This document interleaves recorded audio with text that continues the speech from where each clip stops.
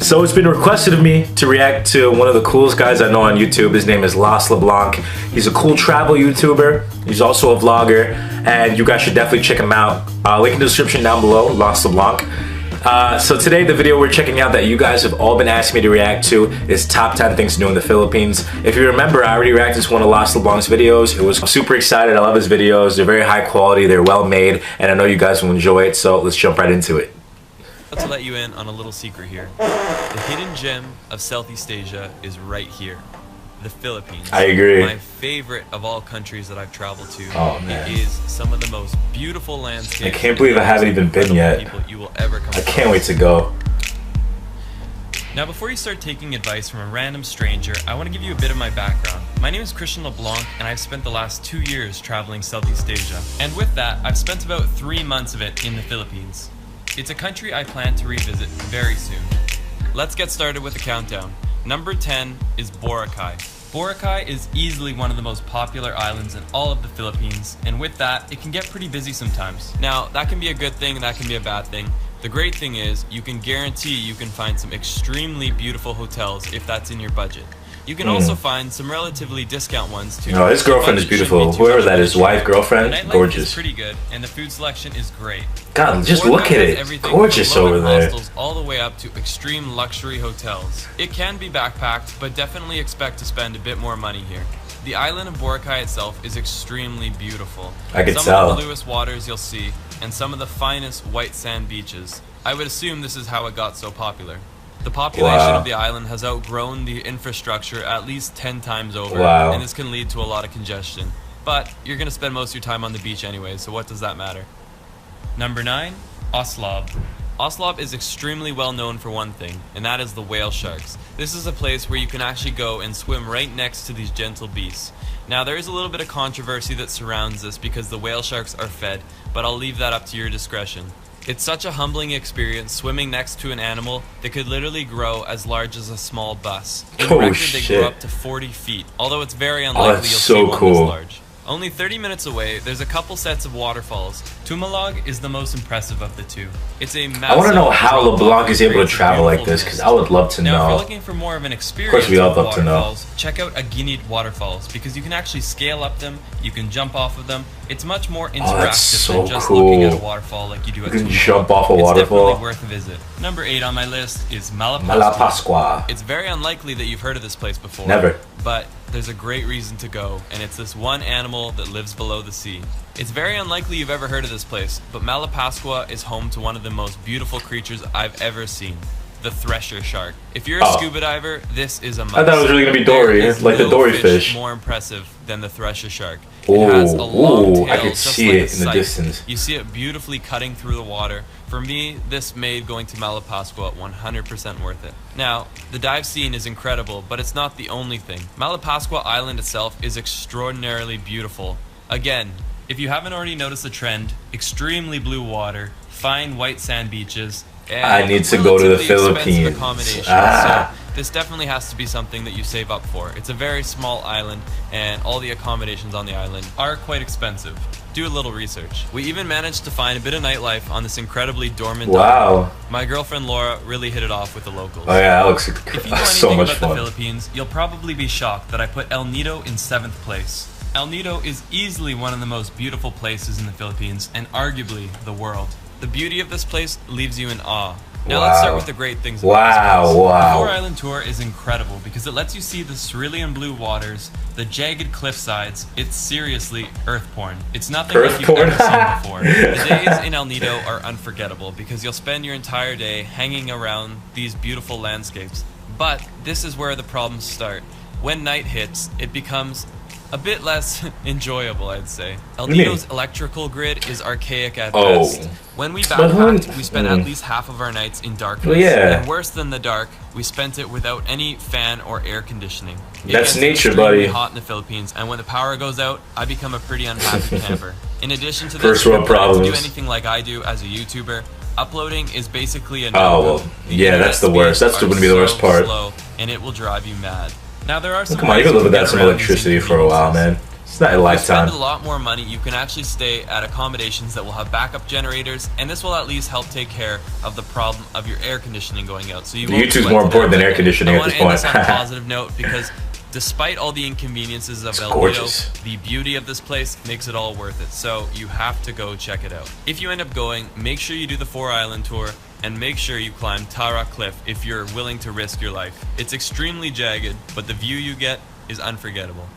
The next on my list is Bohol. Bohol is a large and magical island. There's so many things to see and do here. It never hurts to go around with locals. That's how we find some of the cool hidden gems, like this little hole in the ground. Wow. No pun intended. With Bohol being a big island, you could Literally easily just a hole in the spend ground in the 5 middle to of 10 nowhere. days here.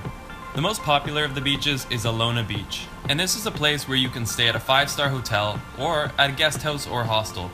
The pricing is definitely on the expensive end, but nothing unreasonable. Also a must in Bohol is to rent a scooter. Some of the most incredible I would just riding love I've to ever live done in the has been done Philippines. That here just on seems this like the island. place I'd want You to take the be. scooter, you drive up further God. north from Alona Beach, and you'll end up visiting these guys. These are tarsiers, animals only found in Bohol. They basically sit like this all day, but what more can you ask for? I mean, just look at him. He's chilling.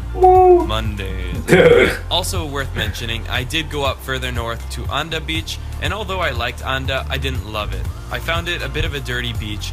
For me, I would have preferred to have stayed in Alona Beach, rented a scooter, and used it to do day trips like seeing the Tarsiers, the Chocolate Hills, It's etc. so cool. You'll also see a lot of European-inspired churches as well. I love European This architecture. one here was built by the Spanish, and it was Wow. actually shook up during an earthquake a few years ago. Just after visiting the Tarsiers, you're gonna see the man-made forest. And true to its name, it's a forest that was actually hand-planted by men. It's a really awesome feeling because as you drive down this narrow road, you feel like you're going through a tree tunnel. It's great for Instagram goals, and it's definitely I wasn't thinking about that, but yeah, Instagram would love that. After the man-made forest, about another That's so 35 interesting.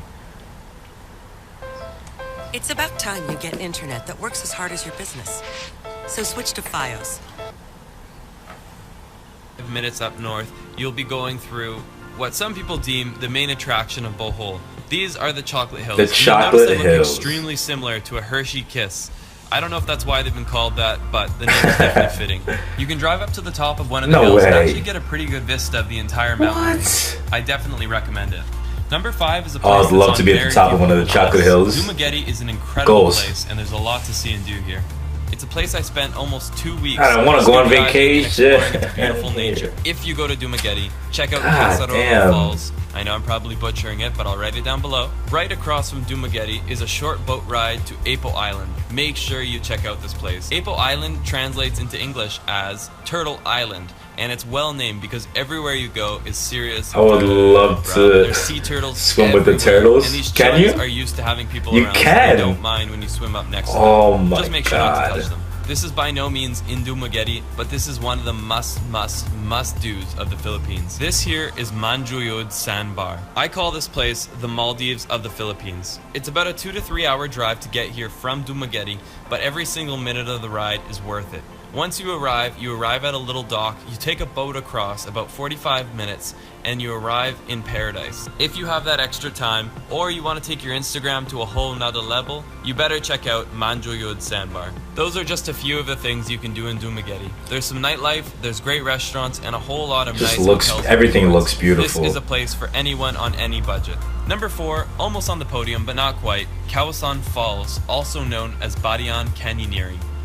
Now, before I even get into this, if you're not too afraid of heights and you're not afraid to get wet, this is one of the coolest things that you can do in the Philippines. Oh, It's a full day trip where you're guided through these just kinda very slipped narrow into the water. crevasses where the water flows down, creating these awesome little waterfalls. It's such a unique and amazing experience that you really can't find that many places in the world. I brought my expensive slow motion camera in a lousy waterproof housing. I risked it for you guys. You're welcome. Badian Canyoneering is a guided expedition, and you cannot do this alone. By law, you need to have a guide, and I highly recommend it anyways. You would not want to do this alone. It's not too expensive. From my memory, it's about $30 US. You get a guide, and he shows you through the canyons, he pushes you off the cliffs, and you even get a meal out of it, so it's not too bad. At the end of the canyon is the world-renowned Kawasan Fall. This waterfall literally looks like the exit I to kind of want to get to the Gate. top The water is this 3. weird fluorescent blue that looks like it should be my favorite Nakhon? landscape in the entire Whoa. world. This beach is seriously heaven, and I don't use that word lightly. It is my favorite. And I'm honestly His blown favorite, away that but to it's this number day, 3? Nakpan has not been developed as a resort town.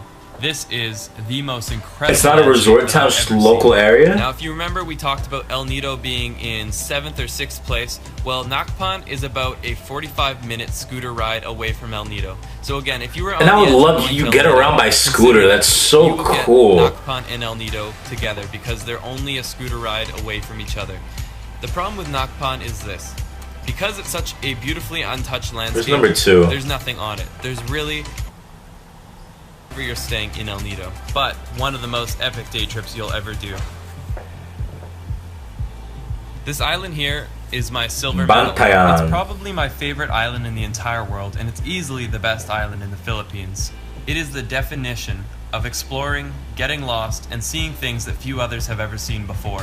Bantayan Island is basically like Boracay before Boracay blew up. It has the beauty that will one day become a developed area, but for right now, this is a place that you can experience to yourself. There's so much to do here, from exploring the jungle to exploring the beautiful beach that surrounds the entire island. There's even goats that freely roam. This is Jerome. Definitely check out the mangroves. They're these little trees that grow in water. Go explore the other side of the island. This is so cool. No identifiable landmarks, just beautiful untouched nature, and so many kids just playing on the side of the road. Definitely say hi to them. They really appreciate it. I'm moving to the Philippines, like that's it. I joined a few kids and playing some basketball, and it was definitely one of the highlights to my day.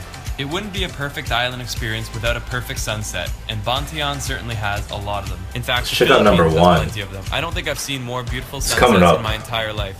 You really start to take them for granted because every single night you get a sunset that could easily be one of the most beautiful you've ever seen. Now, I don't want to call it the winner because everyone's a winner, guys. But just kidding, this is the winner of my top 10 of the Philippines, Coron. Coron is definitely not the easiest of places to get to. It's pretty far north. In fact, it's even farther north than El Nido. Wow. It's more inaccessible than El Nido, and it can definitely be but a bit of an look at place it to visit because it's so inaccessible. Oh my god! Ferry from El Nido, or you can fly directly from El Nido. Definitely expect to pay top dollar because the flights aren't cheap. This is not a cheap place to go. Now it's time to show you why you're willing to spend your money to come here and why you're willing to deal with the inconvenience of getting here. Coron is simply out of this world. I can't. That looks like a dream. It's like New Zealand and Africa had a baby, and it was beautiful. As always, my favorite thing to do is rent a scooter. Of course. It's the first thing I do whenever I get to a new place. Let's see what's good. Get a scooter, accommodating people. So maybe check that out if you don't want to. List to Thailand. I have a how to. Wow. All right, well, Leblanc, thank you so much for that video, man. It was a pleasure watching. It was incredible.